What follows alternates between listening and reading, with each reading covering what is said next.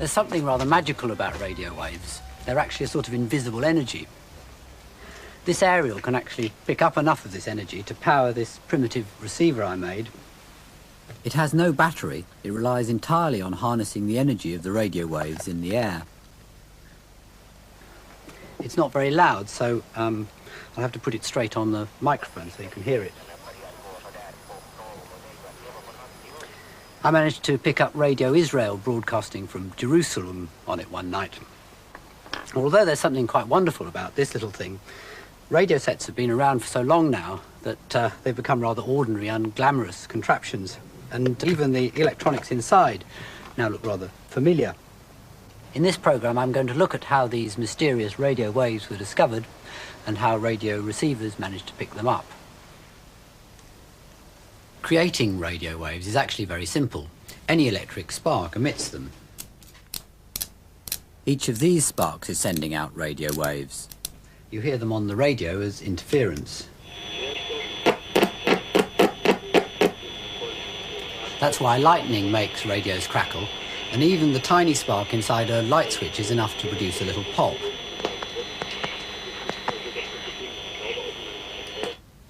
But without a radio set, though, it's not easy to detect these waves, and most scientists didn't believe they existed till just over 100 years ago. What finally convinced them was an experiment performed by the physicist Heinrich Hertz in 1887. It was first demonstrated in Britain by a scientist called Oliver Lodge, here in the Royal Institution. Hertz used very big sparks created by a machine like this called an induction coil. Could you turn it on, Bill?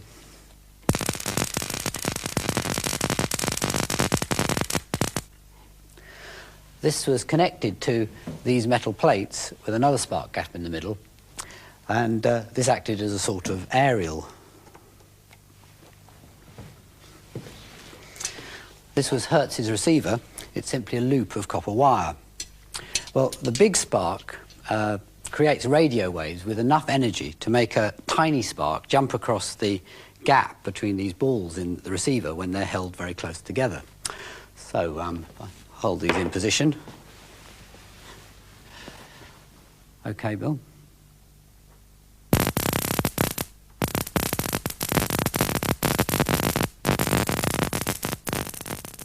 If you look carefully, you can just see the spark jumping across the gap.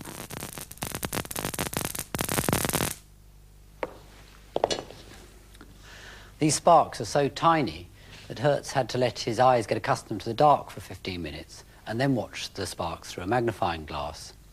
His apparatus only had a range of a few meters, and he had no interest in finding any practical uses for it. The first person to use radio waves for signalling was Guglielmo Marconi. Marconi had been a difficult child. His mother was a Jameson from the Irish whiskey distillers who'd run away to Italy to be an opera singer and married an Italian landowner. She quickly got bored on his estate. There's not much going on here. I think we'll go for a little jaunt. The infant Marconi spent much of his childhood being dragged round Europe by his mother. Where are we going, Mama? Barcelona, or perhaps Boulogne. Iatti colorati, la la la la la, eccolo eccolo lì, la la la la la. He showed little interest at school and constantly irritated his father with ridiculous scientific experiments. Qua sei? Eccoci. Eccola. E vamos! You break my plate. I smash your face. Shortly after failing to get into university, he happened to read an article about Hertz's work. Oh! He immediately started obsessively experimenting and had soon managed to transmit the signals over a mile. Still aged only 20, he arrived in England to try and sell his ideas.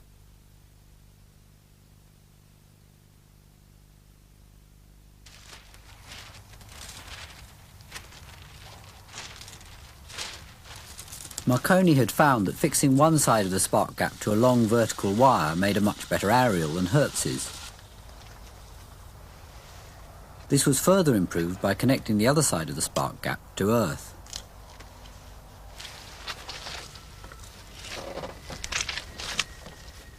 Apart from that, the transmitter was basically the same as Hertz's. Any electrical spark will do. Here it's being provided by the ignition circuit of Rex's pickup truck. This primitive transmitter has a surprisingly long range. Marconi also used a much more sensitive receiver called Coherer. This was based on a design by Oliver Lodge. This is my homemade version. It's just a tube of nickel filings. I made it by filing down a coin. You fix one end to the aerial, another kite, and the other end to the earth. And what happens is that when it detects the radio waves, its electrical resistance falls dramatically, so it acts as a sort of switch and turns on a circuit. The theory behind it's very complicated and wasn't worked out till many years later, but it's quite simple to make it work. The only slightly complicated thing is that you have to have something to shake it to restore its high resistance at the end of each signal. So now if I signal to Rex,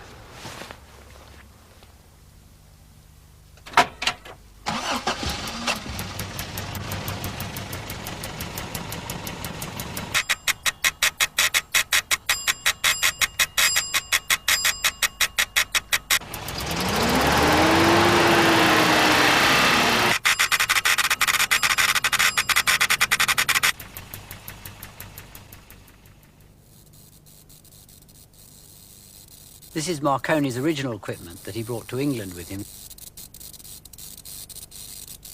This is his transmitter with an induction coil like Hertz's and these balls that concentrated the energy of the spark. One end would have been connected to the aerial. This is his receiver. The aerial went on here. This is his coherer inside the glass tube. The filings are actually in the gap in the middle. And this is the device to tap it. Marconi would have been sending a combination of long pulses and short pulses, sending messages in Morse code.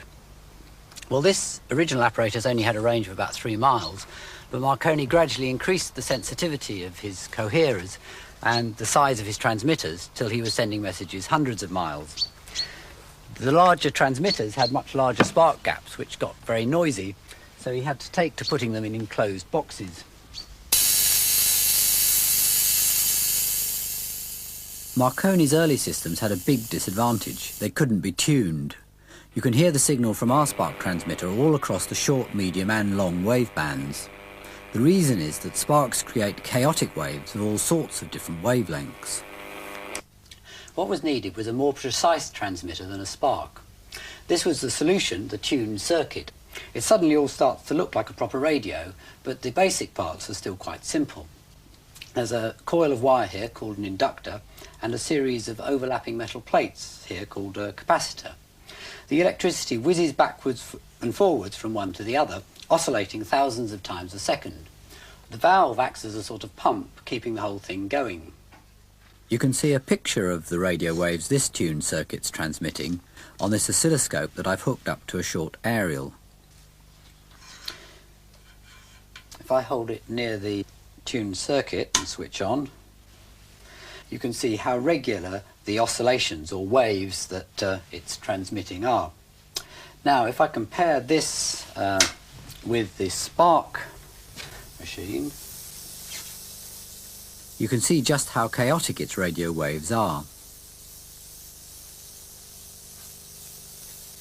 Once the tuned transmitter had been perfected, spark transmitters were quickly banned for polluting the airwaves. With the problem of interference solved, radio seemed so miraculous that it could be capable of almost anything.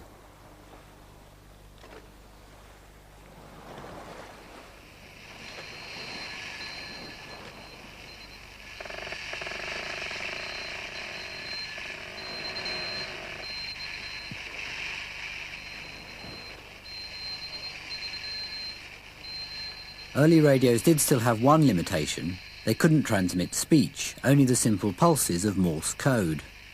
Morse code's still used for messages on the shortwave band, and pulse codes are also used for radio-controlled models.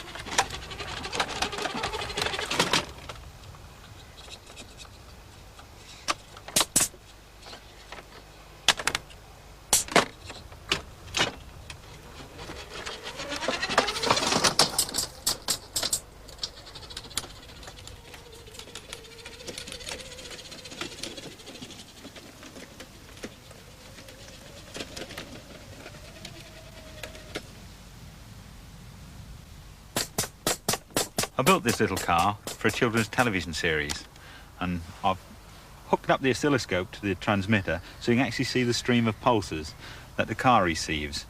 If I work this switch, that's the one that works the headlights, you can see it just moves one pulse. If I shift that one, it works two pulses, which actually opens the door. This one works the steering from left to right, you see it's moving four pulses.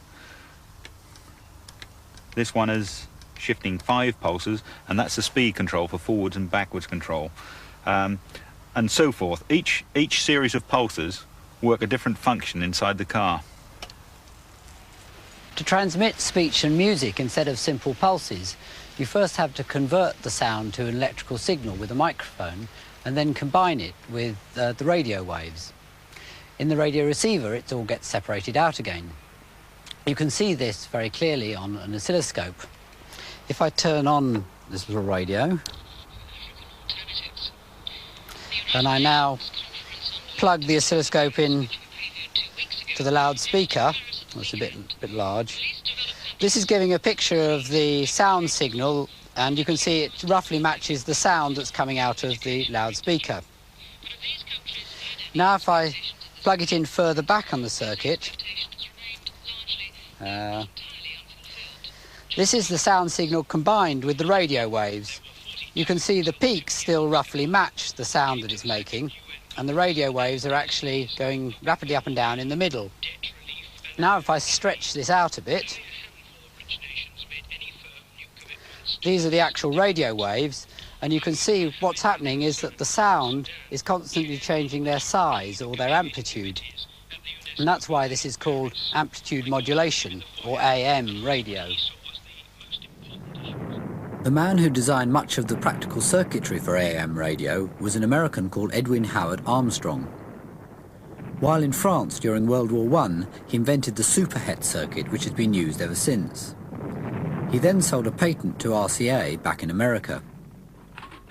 I have an appointment to see Mr. Sarnoff. Oh, Mr. Sarnoff's expecting you, Mr. Armstrong. Thanks. You're welcome. He became a millionaire overnight and fell in love with the chairman's secretary. How about you come for a spin in my motor? Okay. Hop in there.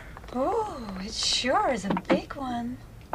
He bought a huge Hispano Suiza and climbed his tallest aerial to impress her. They were married soon afterwards. Will you marry me? Oh, Howard, my hero. The fundamental principles of radio have remained unchanged. This is the BBC transmitter at Brookman's Park, broadcasting medium-wave radio to southeast England. Inside, the engineers have restored the BBC's very first transmitter, built by the Marconi Company in about 1920. This end of it actually creates the radio waves, and this end of it combines them with the sound signal, the amplitude modulation. It's basically a series of giant tuned circuits with the valves, the coils of wire of the inductors, and the overlapping metal plates of the capacitors. Well, this generates about 2 kilowatts. This may sound a lot, but this modern transmitter is rated 150 kilowatts, and it's all much more sophisticated. This one's actually broadcasting Radio 3 on AM all over southeast England.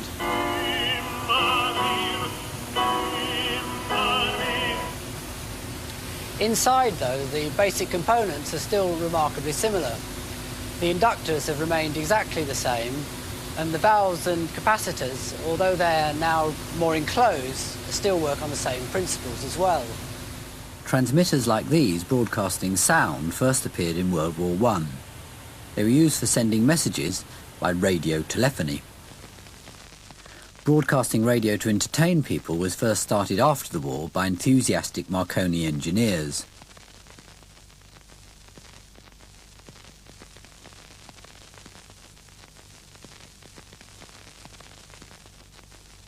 The BBC was then set up by the government in 1922, and listening to the radio rapidly became very popular.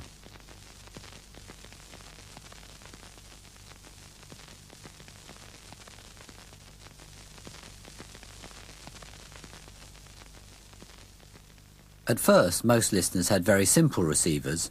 crystal sets like the Rexophone. They needed enormous aerials because, like my radio at the start of the programme, they had no battery and relied entirely on the energy of the radio waves in the air. Looked back on the literature they'd been taught in these academic institutions, they found it wasn't really their literature.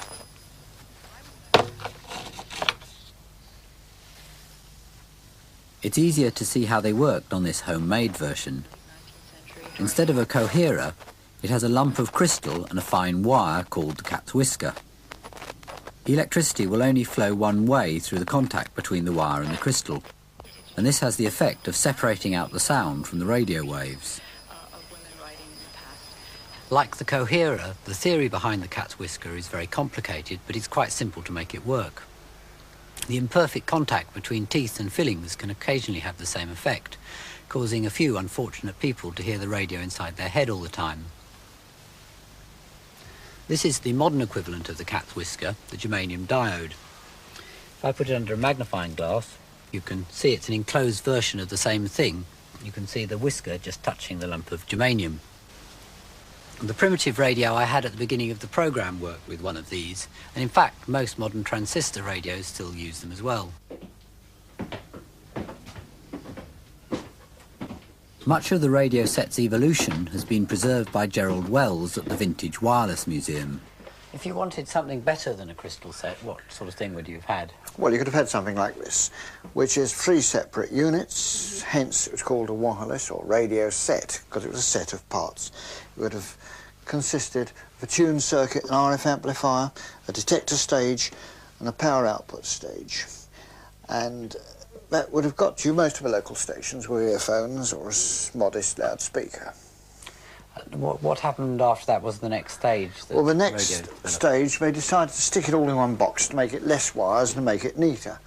And this was a bit more elaborate as well. More stations were coming onto the airwaves, so more elaborate tuning was needed. So they brought in series parallel switching for your aerials and tune circuits, variable condenser and reaction condenser, an RF stage to amplify the signal, a detector stage to take the place of the old-fashioned cat's whisker, and 2 stages of LF amplification. That would be quite an elaborate set, but you could, by moving these bars around, do away with those stages and listen with earphones on there and save a lot of battery power. Oh, I see. When did they start enclosing all the working parts of the radios? Well, certainly by the mid-20s, when they decided that this wasn't really very nice in the living room, and so they started building it into familiar objects, like the medicine chest, for instance, where it could be easily disguised, and that wouldn't disgrace any respectable home. What other shapes? Well, the most famous of all, of course, is the smoker's cabinet. Every home had a smoker's cabinet. You'd have your pipe racks and the bits at the top.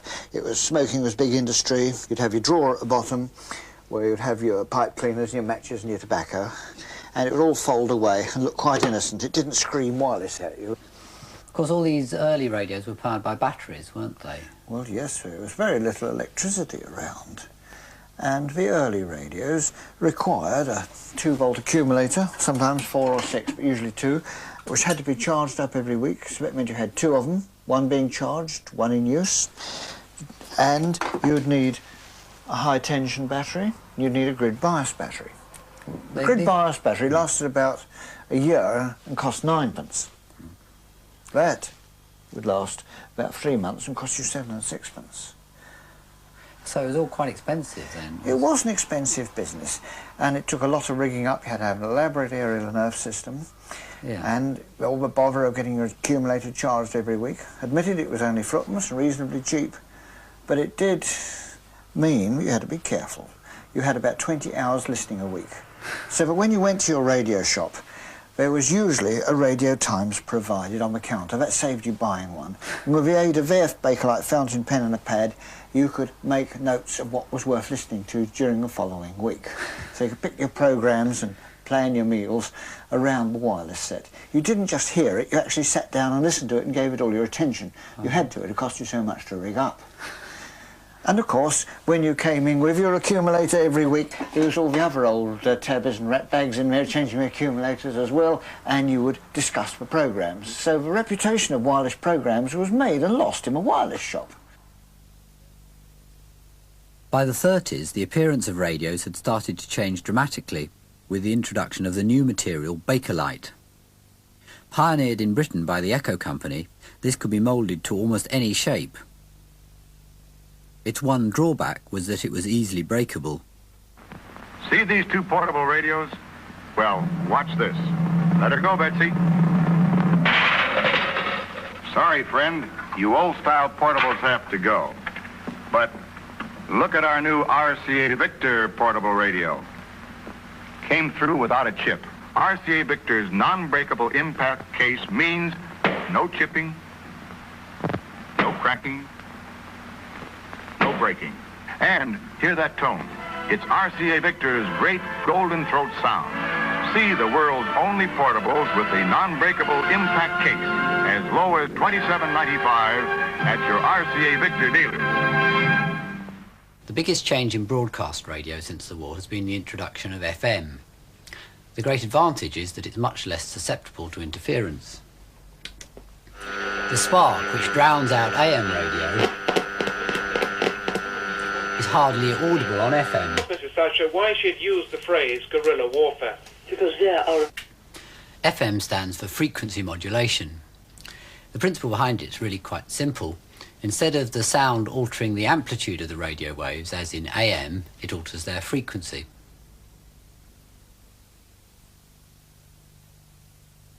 FM radio was yet another invention of Howard Armstrong. He started work in the early 30s with a missionary zeal to produce true hi-fi radio. After encouraging tests with RCA, the company suddenly pulled out. Sarnoff! Well, why have you cancelled my project? Get off my back. We never promised you nothing. We're into TV now. When FM radio was becoming established, Armstrong and RCA started a lengthy battle over the patents. You have stolen my ideas. You did not. I was the inventor. Certainly not. How can this had a disastrous effect on his health and on his marriage. I've had such a terrible day. By the way, I'm leaving. This is the last straw. I can't take any more.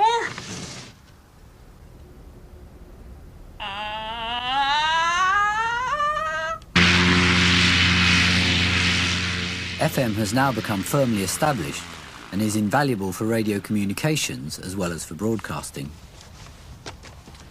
When I fly my little aircraft, I use radio. I personally wouldn't fly without one. This enables me to keep in touch with air traffic control and other air users, and also airfields to tell them of your intentions. And if you do happen to get lost, air traffic control can help you find your way. And it also is a navigational radio. I can tune in to various fixed beacons throughout the country, and I can fly directly to and from these beacons. And that helps immensely to find your way around the country. Domestic radios have also become much more sophisticated. Many now have automatic push-button tuning, and the sound quality can be very impressive, particularly in stereo FM. But despite this improvement, radio has really been eclipsed by television and other modern marvels, and radio sets aren't the important prized possessions they once were. In fact, the whole idea of a separate radio set is rather disappearing.